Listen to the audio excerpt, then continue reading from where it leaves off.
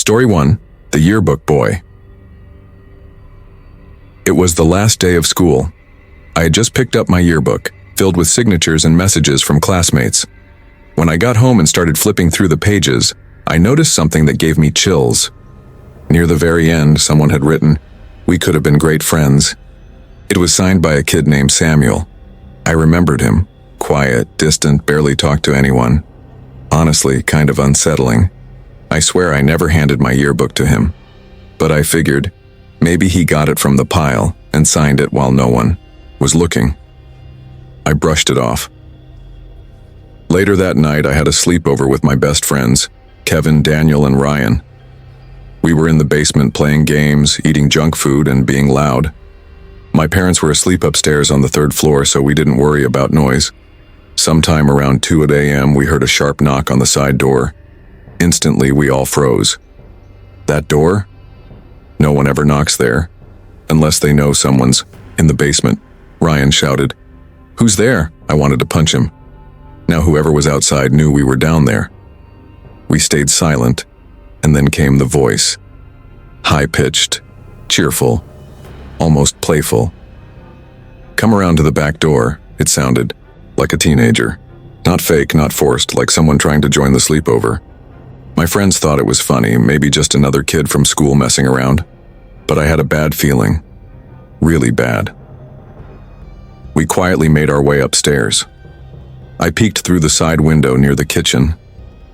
Under the dim porch light, I saw a face, and my heart nearly stopped.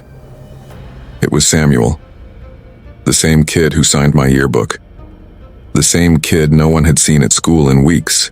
My friends were about to unlock the door when I stopped them. "Wait, I know him." I told them everything, about the yearbook, about how weird it was. Their excitement vanished.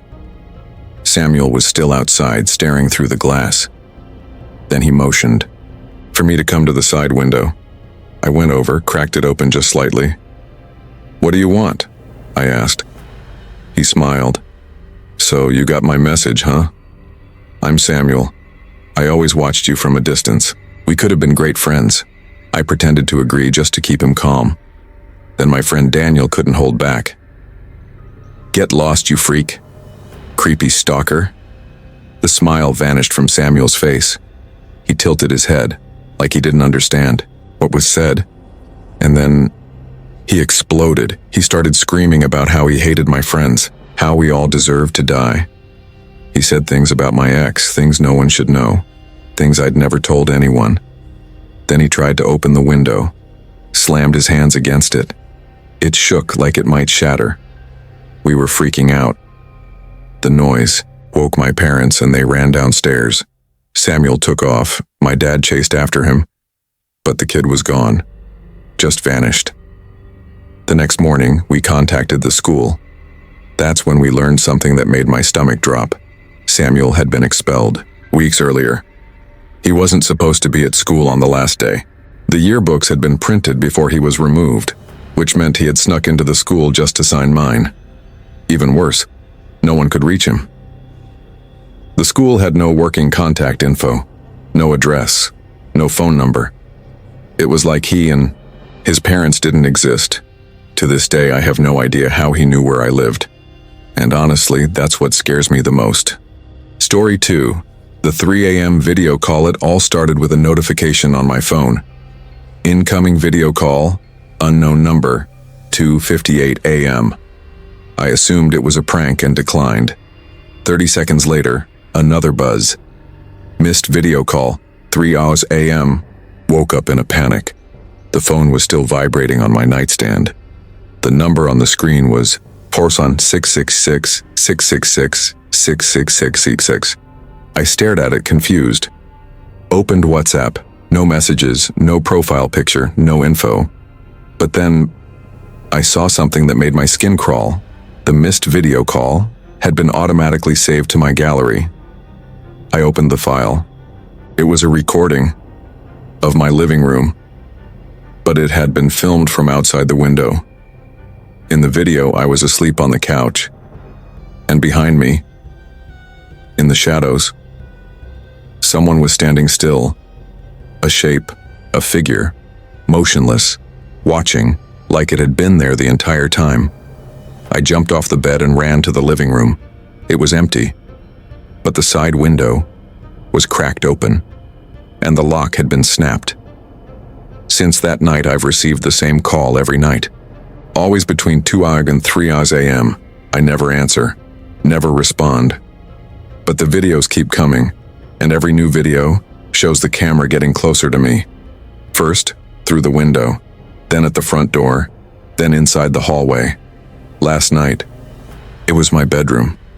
Tonight I got a notification while I was in the shower. I ran out, grabbed my phone, and opened the camera. And that's when I saw it. It wasn't a recording. It was live, and I was on screen, with something standing right behind me. Story 3, the substitute teacher who never left. There was this weird week in 8th grade when our regular math teacher, Mr. Daniels, got sick, and we had a substitute. That's not unusual by itself. But this sub? His name was Mr. Calhoun, and something about him felt off. He was old. Not just old like grandpa old, I mean ancient. White hair, deep lines in his face, and eyes that didn't blink enough. He wore a long brown coat even indoors and never took it off. Not once. On the first day, he didn't do a roll call. He just walked in, wrote his name on the board in perfect cursive, and stared at us. No smile, no introduction, just, let's begin. He didn't teach like Mr. Daniels did. No jokes, no group work, just him talking, slow, methodical, watching us the whole time. Sometimes I'd look up and catch him looking at me already like he had been staring for a while. After class, my friend Lily told me she'd seen something strange. Did you see his hands? She asked. I hadn't. His pinky fingers are backwards, like bent the wrong way. I swear it looked broken, but he moved it like it was normal.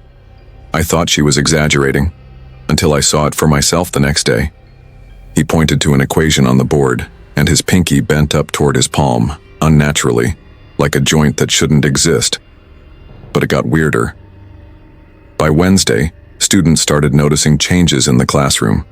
Desk positions slightly off. The clock on the wall running slow, like 5 minutes behind when the bell rang. And the lights? They would flicker only during his class.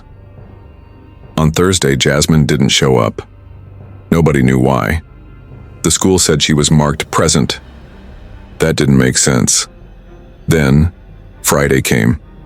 I was sitting in class half asleep while Mr. Calhoun scribbled equations that didn't make sense on the board, symbols I'd never seen. At some point, I looked out the window, and I swear, the sky looked darker than it should have been, like a storm that hadn't started yet. Mr. Calhoun suddenly stopped writing. He turned slowly, staring directly at me, and said, "Would you like to stay after class today?" I didn't respond. I just shook my head quickly. When the bell rang, I packed my things in record time. But when I tried to leave, the door wouldn't open. I turned the knob. Nothing. Other kids tried too. Nothing worked. Then we heard the click. Mr. Calhoun had locked the classroom from his desk without moving. His hand was still on the chalk, but the lock clicked shut. That's when he smiled. For the first time all week, and it was awful. His mouth stretched wide, too wide. His teeth weren't right. They were small, sharp, and way too many. I remember someone screamed. Suddenly the lights went out. When they flickered back on, he was gone. Just gone. No one saw him leave. No footsteps. Nothing. The door was unlocked again. We ran out of there. Later that day, our principal made an announcement over the PA. "Please welcome back Mr. Daniels, who's returned from medical leave." We were relieved, until Mr. Daniels walked in and looked confused. "Why are you sitting like that?" he asked. "Like what?" someone said. "In a different seating chart. I always assign by last name." Turns out, no, one had changed the chart. Mr. Calhoun had just rearranged us himself without saying a word. We asked the school about him, and they had no record of any substitute teacher that week. No Mr. Calhoun. Nothing. Even creepier. Jasmine never came back. The school claimed she transferred. Her social media vanished, her phone disconnected. It was like she never existed. For weeks we tried to make sense of it. Some kids said he was a ghost. Others swore he was something else. A demon, a parasite, something that slipped in through a crack when our teacher was gone. All I know is, Mr. Calhoun left something behind. Sometimes when I walk past that classroom, the lights flicker. And once, just once, I swore I heard chalk scraping the board, even though the room was empty. And the worst part? On the last day of school, I opened my locker, and inside was a single sheet of paper. No name, no handwriting, just one sentence typed, "Thanks for staying after class."